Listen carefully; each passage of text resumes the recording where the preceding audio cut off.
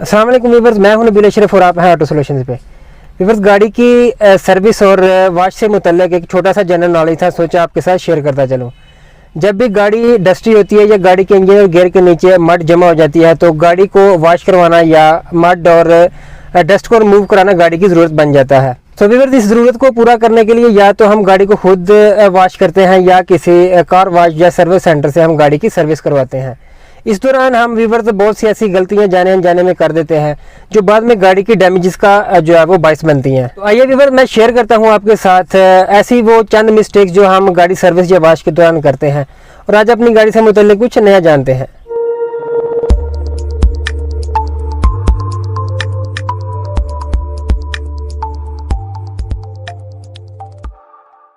So viewers, सबसे पहली mistake ये है कि जब भी आप गाड़ी ड्राइव करके 40, 50 या 100 किलोमीटर ड्राइव करके आएँ, ड्राइव करने के फ़ौरन बाद कभी भी गाड़ी को वॉश ना करवाएं।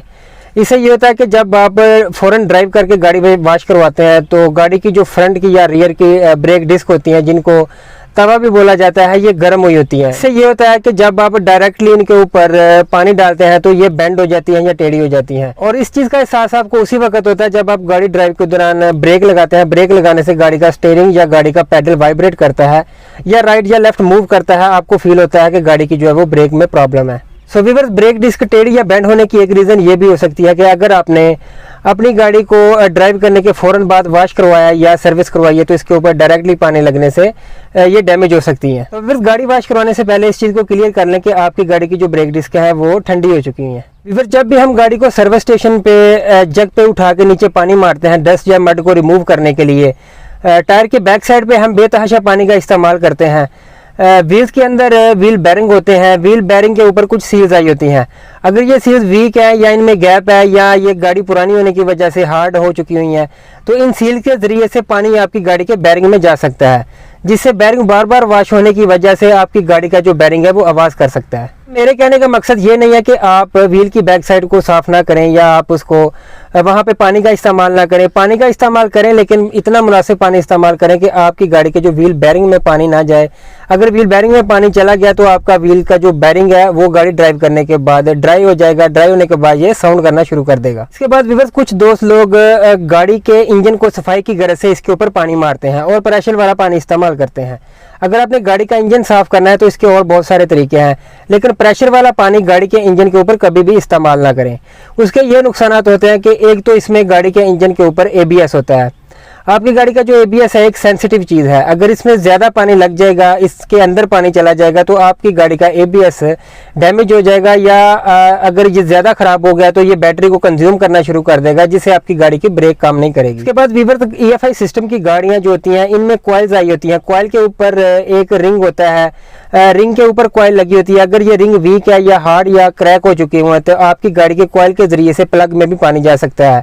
इससे आपकी कॉइल भी शॉर्ट हो सकती है, प्लग भी शॉर्ट हो सकते हैं और आपकी गाड़ी भी स्टार्ट नहीं होगी। गाड़ी को जग के ऊपर उठा के ज़्यादा पानी इस्तेमाल करने से परहेज करें, क्योंकि गाड़ी के एक साइड पे, इंजन के एक साइड पे क्रैंक सेंसर और कैम सेंसर होते हैं।